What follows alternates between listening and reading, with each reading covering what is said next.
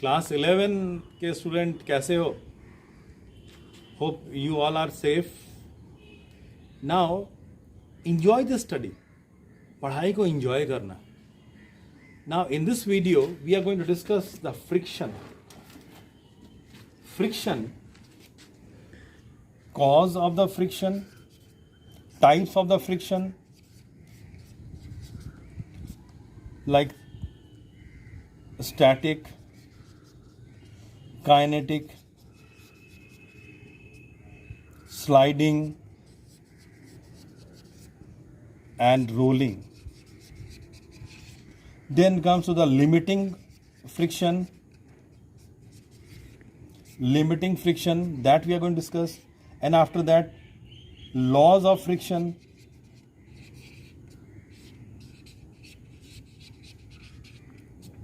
then at last lubrication.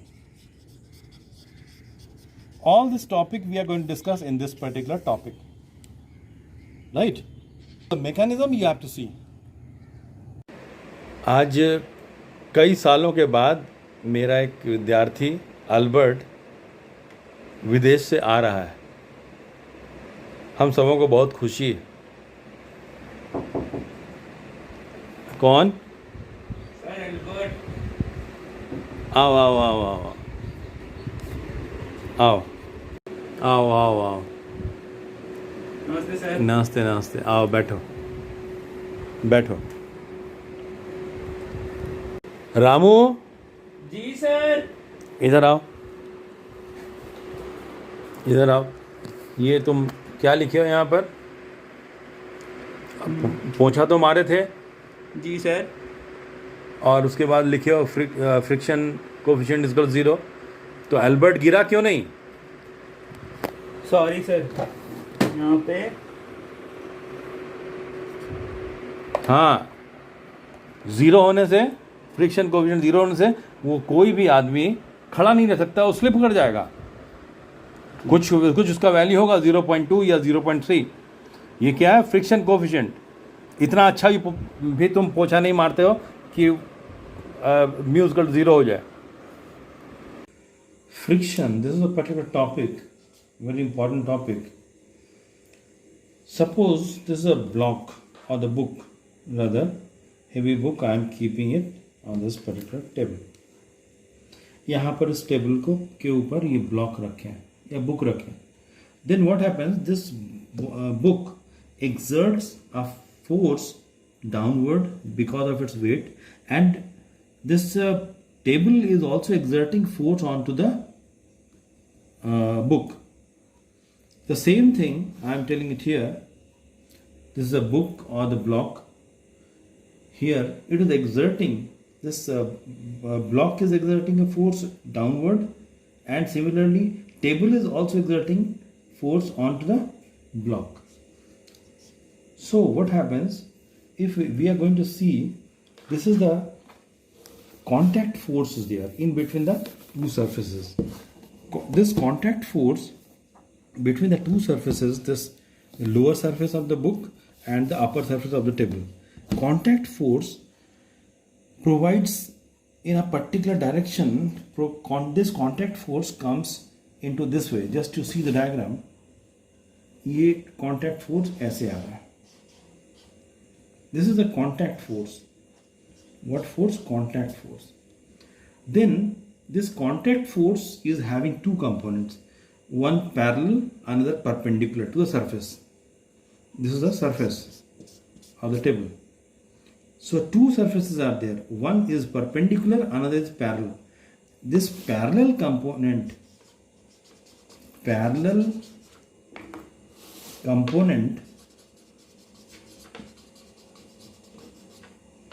of the contact force is known as the friction, and the perpendicular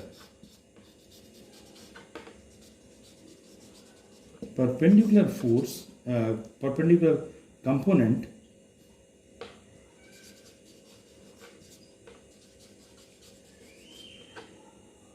of contact force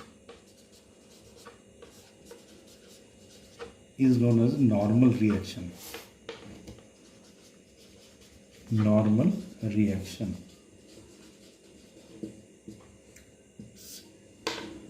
This is the normal reaction and this is the friction force. So we can say the one definition of the friction. Friction is the parallel component of the contact force. That is the very important. Friction is the parallel component of the contact force. Contact between the book or the block and the table. Right.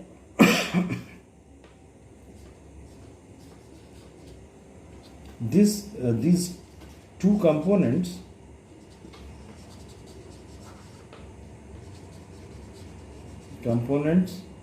one is friction, another is your normal reaction.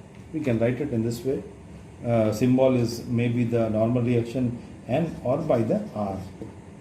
Force of friction maybe the small f or the capital F. Now comes to the point. So this is the one definition of the friction. Now comes to the point how we are going to define the friction. Friction, in another definition of the friction, which is the necessary evil. Necessary evil. जरूरी शैतान means friction का advantage भी है, disadvantage, इसीलिए उसको बोला जाता necessary evil. So it is the friction is the force which opposes the relative motion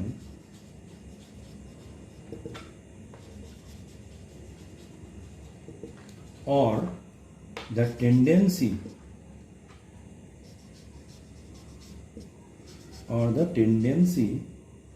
of relative motion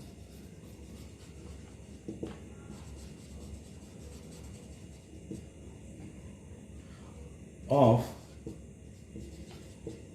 the moving body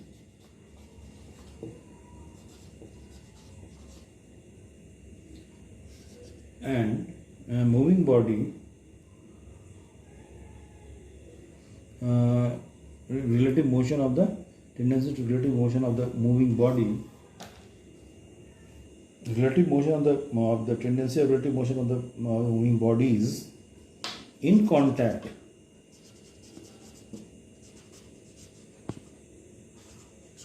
and acts tangentially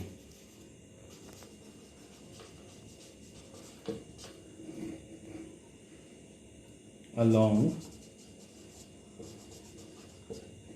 the surfaces in contact.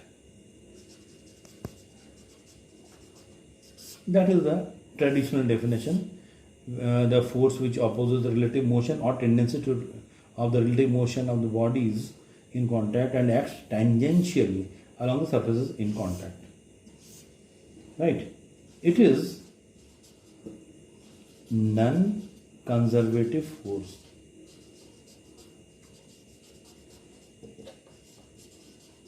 Meaning of the non-conservative: path dependent. Non-conservative means path dependent and conservative means path independent. Now comes to the point of the cause. What are the causes? Cause of the friction. Friction का क्या कारण है, कहाँ से आता है?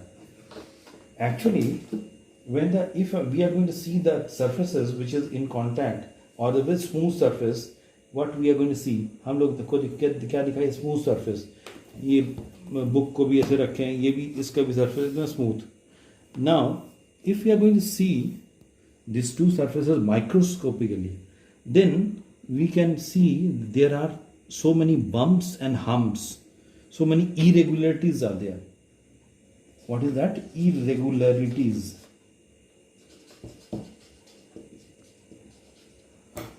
Are there. That irregularities means the two objects are there.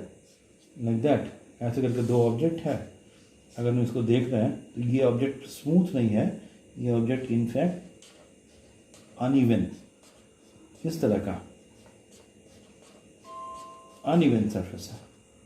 अगर हम माइक्रोस्कोपिकली देखें इसको तो ये जो इरेगुलरिटीज है, ये इरेगुलरिटीज एक दूसरे के अंदर इंटरलॉक्ड हो जाता है, इंटरलॉक्ड। और इंटरलॉक्ड का मतलब क्या होता है, जैसे ये सरफेस है, ये नीचे वाला सरफेस, ये दोनों इंटरलॉक्ड हो गए, फिर ऐसे इंटरलॉक्ड हो गए दोनों सरफेस, इस तरह से इंटरलॉक्ड हो जाता है। तो इंटरलॉक्ड हो गया, यही कारण है, this is the reason, and this contact force is there, and the reason is that this is which kind of force? Electromagnetic in nature। कोई पूछेगा ये फ्रिक्शन फोर्स का रीजन क्या है, वो because of that irregularities interlocked, and because of that interlocking we have to apply some more force to overcome this interlocking or overcome the irregularities को break करके आगे बढ़ने के लिए हमको जरूरत होगा एक particular force, and this is the electromagnetic in nature. क्योंकि यहाँ पर molecules of the first surface and the molecules of the second surfaces are in contact, and they are having a strong bond, temporary bond however। So the force, तो यहाँ लिखते हैं, so that is the interlocking। So we can write the force which is required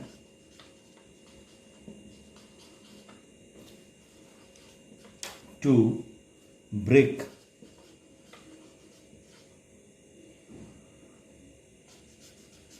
the bonds between molecules when one surface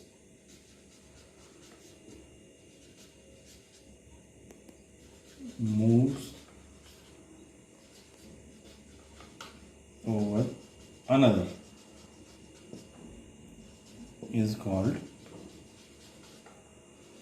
friction। तो देखिए friction का ये third definition आ गया, right.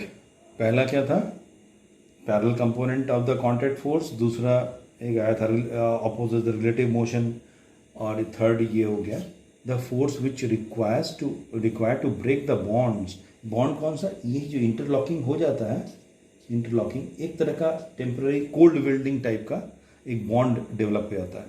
तो उस बॉन्ड को ब्रेक करने के लिए जो फोर्स लग रहा है, हम लोग को लगाना है, क्योंकि हम चाह रहे हैं इसको स्लाइड कराना है, तो ये फोर्स को बोलते हैं फ्रिक्शन।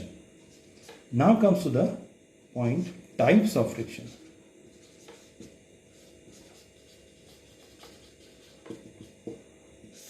पहला है static friction.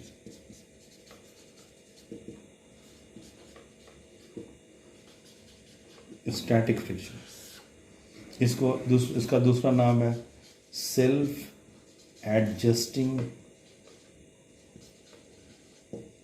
Friction. Self adjusting friction, इसको हम लोग कैसे डिफाइन कैसे बोलेंगे? द फोर्स सिंपल है, I am telling the force of friction which exactly counter the force of friction which exactly counterbalance मतलब जो अपोज करना, counterbalance the applied force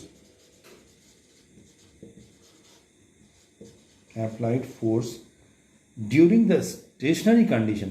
Very simple, during the stationary condition of the body is called static friction। ठीक है, I am repeating the static friction को कैसे हम लोग बोलेंगे? स्टैटिक फ्रिक्शन, इसको हम लोग फिर से एक बार बोल रहे हैं, स्टैटिक फ्रिक्शन इस स्टेशनरी कंडीशन में है, जिस कंडीशन में ये स्टैटिक है, इसको डिफाइन कैसे करेंगे? The force of friction which exactly counter balance the applied force, ये क्या है? कैपिटल एफ अप्लाइड फोर्स, ये क्या है? Force of friction which exactly counter balance the applied force during the stationary condition of the body is called the stationary friction, stationary friction और static friction. दूसरा नाम क्या है? Static friction. नाम से ही क्लियर है, बहुत सिंपल है। It is variable in nature. ये कैसा होता है? वेरी करता है। जैसे कैसे ये वेरी कर रहा है? जैसे यहाँ पर हम ये क्या है? कैपिटल एफ क्या रिप्रेजेंट कर रहा है? Applied force. और स्मॉल एफ क्या चीज को रिप्रेजेंट कर रहा है? Static friction.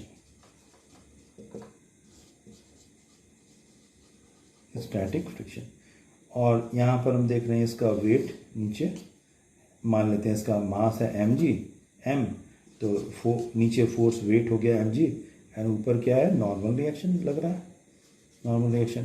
तो हम क्या देख रहे हैं? स्टेशनरी कंडीशन में क्या है? वर्टिकल अगर देख रहे हैं तो n is equal to mg, and अगर हॉरिजॉन्टल देख रहे हैं that f is equal to small f। ये बैलेंस कंडीशन है। अब इसके बाद एक टर्म आता है इसी में, स्टैटिक में ही, limiting force of friction. Limiting force of friction, very very important. इसको देखिए। Now see the limiting force of friction. Say this is the book, or we can use the block also. Now I am going to apply the force in this direction. Force, say I am applying 1 Newton force, then it is not moving. So now why not moving? Because the force of friction here is also 1 Newton. Again I am going to change 2 Newton and the applied force, and here the force of friction 2 Newton, then automatically this will also become the 2 Newton or self-adjusting friction. Again I am going to change its value, magnitude, 3 Newton. So what we are going to see that this is not moving, it is going to adjust of its own. It also becomes 3 Newton. Then I am going to apply just 3.1 Newton, just increases slowly and slowly. Then what we are going to see, this object start moving in this way, just slides. This object will just slide. Means it is going to, at the 3.1 Newton, object slides. Means this particular force becomes greater. Applied force becomes greater than the that 3 Newton or the static friction. So 3.1 Newton is a border line. जब 3.1 Newton हम apply किए force, 3 से जैसे ही ऊपर या increase किए तो ये ऑब्जेक्ट क्या हुआ? स्लाइड करना शुरू हुआ इस तरफ. So that 3.1 Newton is known as the limiting force of friction. Limiting force of friction.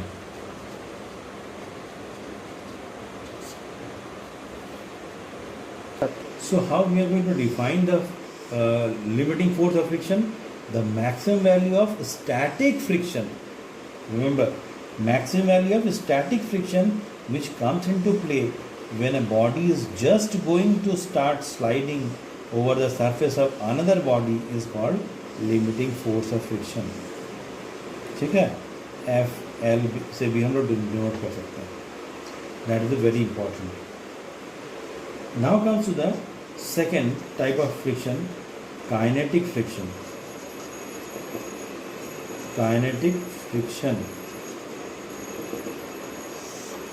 it is the force of friction. Similarly, the force of friction which comes into play when one body moves over the another body is called dynamic or kinetic friction. जब एक body दूसरे body के ऊपर slide करना move करना शुरू करी, और जब ऑब्जेक्ट मूव कर रही है, जैसे मूव करना शुरू की, तो जो फ्रिक्शन लग रहा है that is your kinetic friction, F K को डिनोट करेंगे. And you remember that F K is less than F S, static friction से ये कम होता है. Simple, right. और इसको हम लोग ऐसा भी बोल सकते हैं, तो बॉडी और ये काइनेटिक फ्रिक्शन का वैल्यू क्या होता है, एक कांस्टेंट वैल्यू होता है. अलग अलग केस में कांस्टेंट या फिक्स्ड वैल्यू होता है. ये स्टैटिक वाला क्या था, वैरी करता, self adjusting. A body moves, कब मूव करेगी ये कोई भी वो body, if that applied force, F means applied force, applied force is greater than limiting friction, limiting static friction. जैसा स्टैटिक फ्रिक्शन, जो लिमिटिंग स्टैटिक फ्रिक्शन था, उससे जैसे ही थोड़ा ज़्यादा होगा अप्लाइड फोर्स, बॉडी क्या करेगी, body start moving, body moves. This is a very very important condition. Now comes to the sliding friction. Sliding friction. This is also the force of friction which comes into act when the object just slides over the another. Just slides over the another. Simple. जो force जैसे slide कर रहा है, slide करते हुए जा रहा है, जो फोर्स ऑफ फ्रिक्शन लग रहा है इस कंडीशन में, that is the sliding friction. And last one is the rolling friction.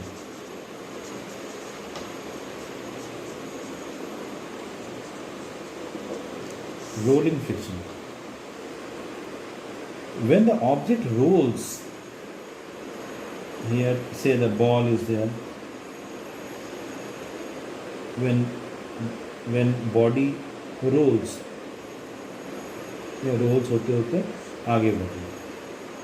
So when the body rolls, ऐसे करके आगे बढ़ रही है बॉडी, तो क्या होगा, the particular force of friction which comes into play in rolling the object is known as the rolling friction. So definitely here point of contact is very less, so we can, and rolling friction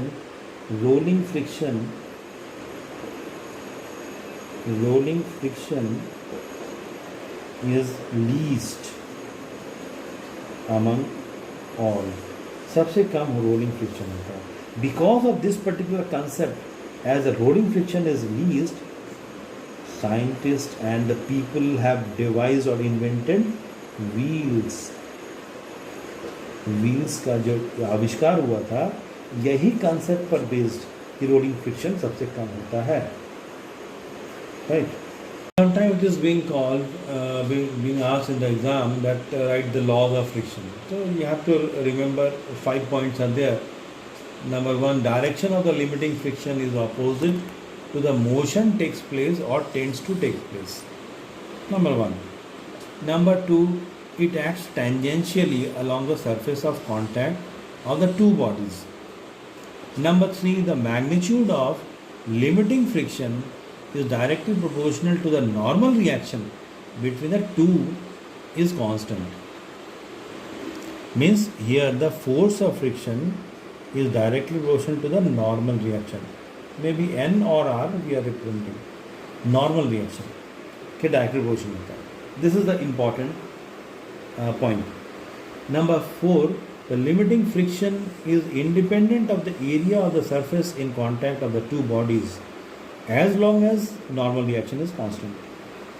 And number 5, limiting force of friction depends on the nature of the surface or surfaces in contact.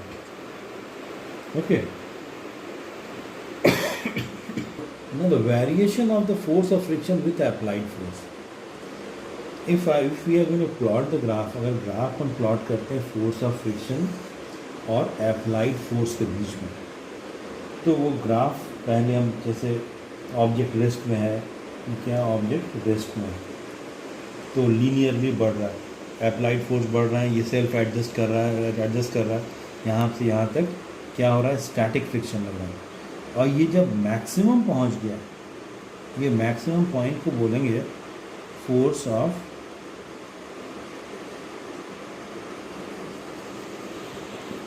Limiting friction, ये वाला point, force of limiting friction. जैसे बढ़ गया, object slide करना शुरू किया तो definitely उसका फोर्स ऑफ फ्रिक्शन कम हो जाता है, तो वो ऑब्जेक्ट मोशन में आ गया, object comes in motion. Very important graph is there. यहाँ पर वो स्टैटिक रहा और यहाँ पर क्या हो गया, काइनेटिक। और देखिए स्टैटिक फ्रिक्शन वेरी कर रहा है, कब तक, फोर्स ऑफ लिमिटिंग फ्रिक्शन जब तक नहीं आया। उसके बाद काइनेटिक फ्रिक्शन जब लगना शुरू हुआ उससे इससे कम होगा और वो कांस्टेंट रहता है, इट विल बिकम कांस्टेंट। यहाँ पर एक पॉइंट यूजुअली पूछा आता है, coefficient of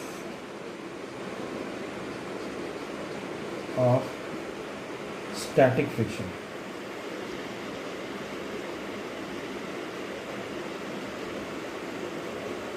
coefficient of static friction हम लोग जानते हैं लिमिटिंग केस में static friction that is maximum,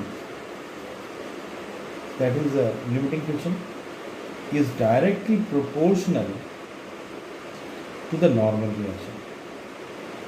अगर हम लोग इसको हटाते हैं, एफ एस मैक्स लेते हैं, तो ये डायगोनल साइन को हटा के म्यू एस, एक नया कांस्टेंट यहाँ पर इनटू आर। यहाँ पर म्यू एस क्या है, कोफिशिएंट ऑफ स्टैटिक फ्रिक्शन।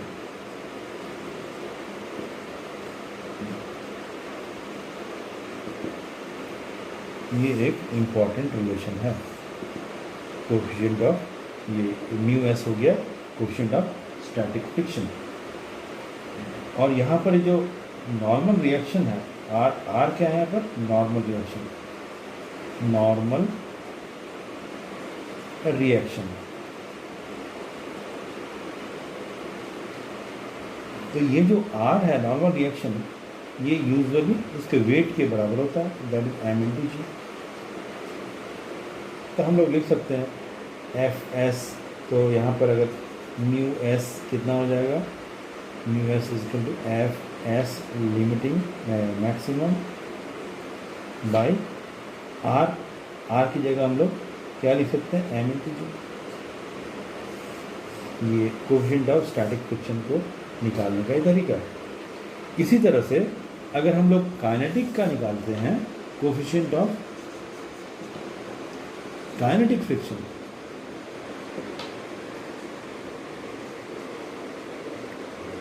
वो भी वैसे ही होगा, कोफिशिएंट ऑफ काइनेटिक फ्रिक्शन में तो वो हो जाएगा mu K is equal to F K kinetic limiting, या मैक्सिमम लिख देते हैं, limiting maximum by M into ji.